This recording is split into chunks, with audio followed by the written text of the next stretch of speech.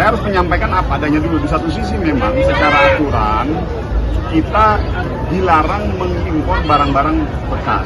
Ini thrifting, semua thrifting. Nggak ada yang bukan thrifting. Menteri UMKM Maman Abdurrahman meninjau pusat penjualan pakaian bekas atau thrifting di Pasar Senen, Jakarta Pusat, Minggu 30 November 2025 siang. Pantauan pos kota, Maman yang didampingi anggota DPR RI Adian Apitupulu terlihat menyusuri area pakaian bekas di lantai 2 Pasar Senen, salah satu sentra thrifting yang berada di bawah pengelolaan Pemda DKI Jakarta. Kehadiran mereka disambut hangat para pedagang dan pengunjung yang memenuhi area tersebut. Monja semua, Pak. Lelong. Ya. Ayo, lagi silakan.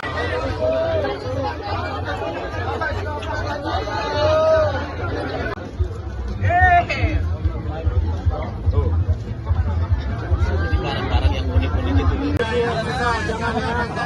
Ntar aja ntar. Jadi begitu.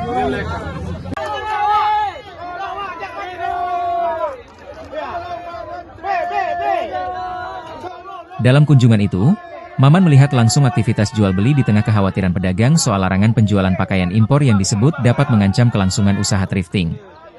Selama berkeliling, sejumlah pedagang meneriakkan harapan mereka.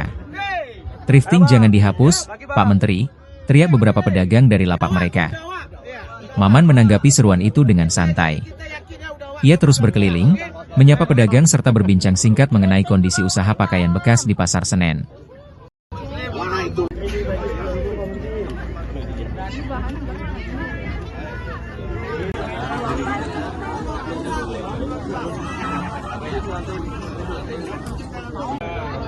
Dan di beberapa tempat memang seperti itu dan biasa saja.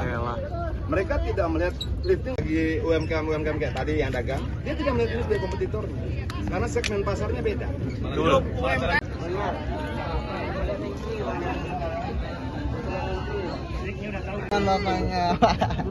Gantengan mana mas suami ibu? Ayo.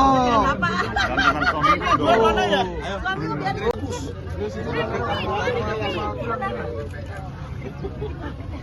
Gimana? Pak Menteri ini kan tadi sudah berkeliling dan mendengar aspirasi untuk menyelesaikan polemik ini, nanti gimana Pak Menteri? Yang pertama yang kita harus pahami semuanya, keberadaan kami pemerintah, itu pasti prioritas pertama kita adalah mengamankan agar pedagang-pedagang masih tetap bisa berlanjut. Itu dulu ya. Karena kan ada kepentingan pengamanan keberlanjutan aktivitas ekonomi.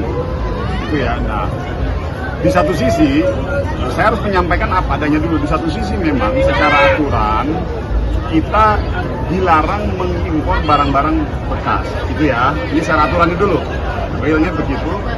Lalu sisi keduanya adalah kita harus mengamankan keberlanjutan aktivitas ekonomi para pedagang. Nah, keberadaan saya di sini didampingi oleh Bang Adian, oleh teman-teman dari asosiasi pedagang thrifting, Mas Rifai dan semuanya, kita akan mencari jalan tengah.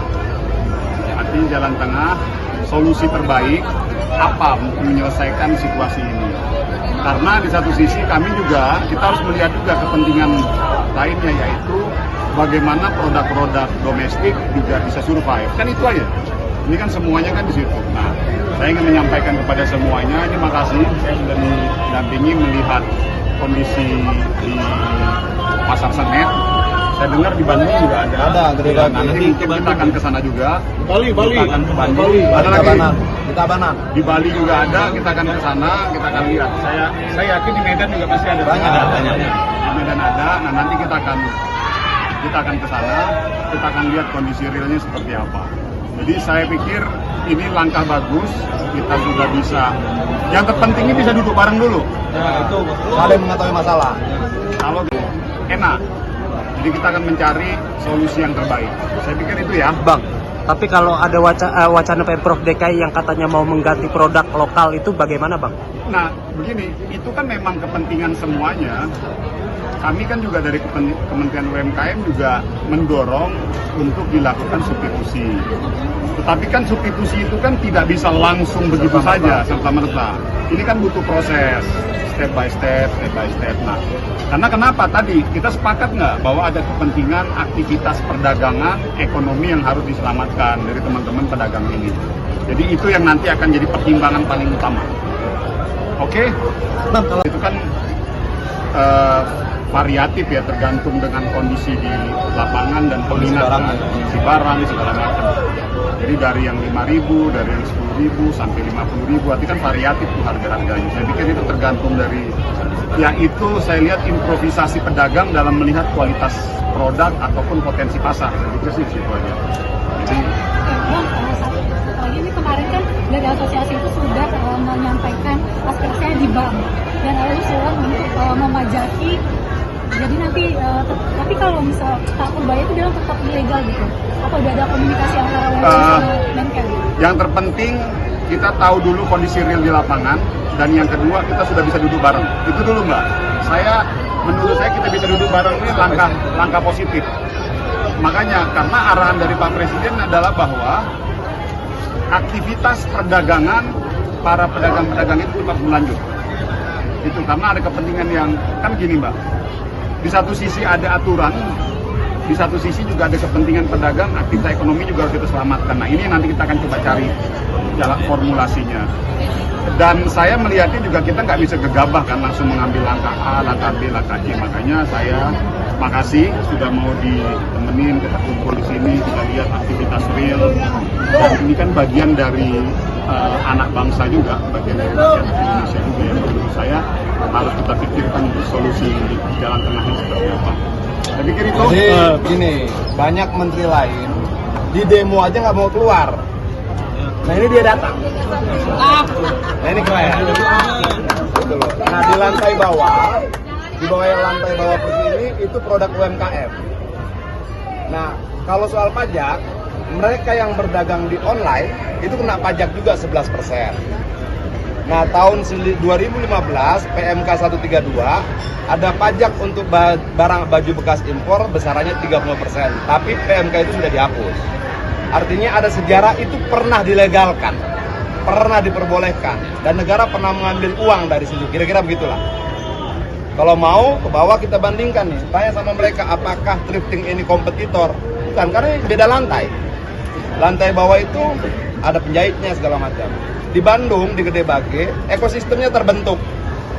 Ada penjual, ada yang permak jahitnya di situ, ada tukang lipat, ada tukang cuci, ada kuli panggul, ada tukang gosok dan sebagainya. Ekosistem ini sudah terbangun bertahun-tahun, berpuluh-puluh tahun. Ini harus dipertimbangkan. Mematikan salah satu akan mematikan mata rantai ekosistem ini. Nah ini yang menurut saya berterima kasih sama Pak Menteri. Dia tidak cuma percaya pada laporan. Seringkali laporan dan kenyataan tidak sama. Kedatangan Pak Menteri hari ini menurut saya bagian dari memverifikasi laporan-laporan tadi. Keren deh. Ada ditrolokal, nah itu akan lebih didorong atau seperti apa Pak? Gini, coba kita luruskan dulu ya. Saya pikir saya tidak mau pakai diksi thrifting ya, karena thrifting itu kan ada beberapa itu. Ada orang yang menjual baju bekas, orang Indonesia menjual baju bekas, itu nggak ada isu kan. Lalu ada sisa-sisa baju-baju end season dijual, itu juga nggak ada isu. Yang jadi isu ini kan sebetulnya baju-baju bekas yang diimpor. Kalau istilah di kampung saya itu baju lelong. Ini istilahnya ini barang lelong gitu. Nah kalau di Medan itu monja, barang monja. Nah yang jadi isu itu di situ tuh ya. Nah kalau tadi misalnya Mas tadi tanya apa, masalah distro lokal segala macam. Ya di sini memang ada juga distro lokal yang menjual di sini. Tadi ada beberapa segala macam, di bawah juga ada. Nah, gini aja Mas, kita akan yang terpenting pokoknya kepentingan saya adalah pedagang harus berjalan aktivitas ekonominya. Itu dulu ya. Tolong dipahami ya. Saya kepentingan kami dan ini juga pemerintah kepentingannya di situ.